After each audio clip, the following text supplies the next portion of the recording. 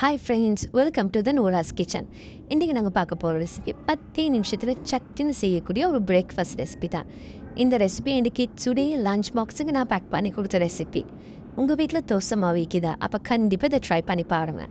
Just carrot, onion, coriander leaves எல்லாத்தையும் நல்லா சாப் பண்ணிவிட்டு தேவையான அளவுக்கு தோசை மாவு ஆட் பண்ணி அது கூட சாப் பண்ணி வச்ச வெஜிடபிள்ஸையும் ஆட் பண்ணிட்டு salt, 2 eggs, pepper powder, idli பொடி 1 டேபிள் ஸ்பூனையும் ஆட் பண்ணிட்டு நல்லா மிக்ஸ் பண்ணிக்கோங்க.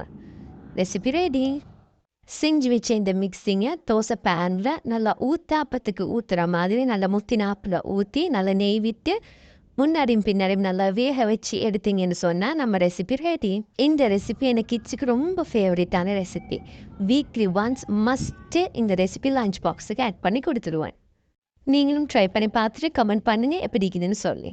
உங்களுக்கு இது மாதிரி 10 நிமிஷத்தில் சட்டுப்பட்டுன்னு முடிகிற மாதிரி ரெசிபிஸ் வேணுமா? அப்போ என் சேனலை லைக் பண்ணி சப்ஸ்கிரைப் பண்ணிக்கோங்க. வாழ்க்கைக்கு தேவையான சின்ன ஒரு டாபிக்கோடு பார்க்கலாமா?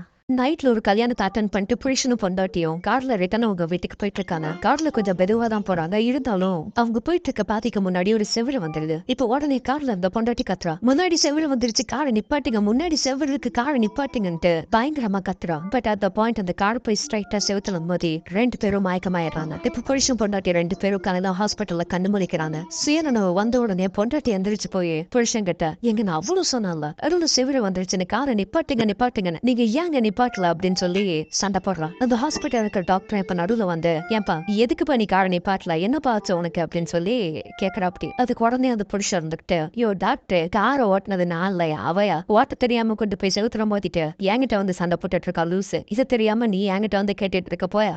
My dear kind lovely ladies, உங்க புருஷன் மேல பழி போடுறது தப்பு இல்லை, ஆனா A to Z எல்லாமே நீங்களே பண்ணிட்டு எல்லாம் உண்மையாலதான் அப்படின்னு சொல்றது கொஞ்சம் ஓவரா இல்லை?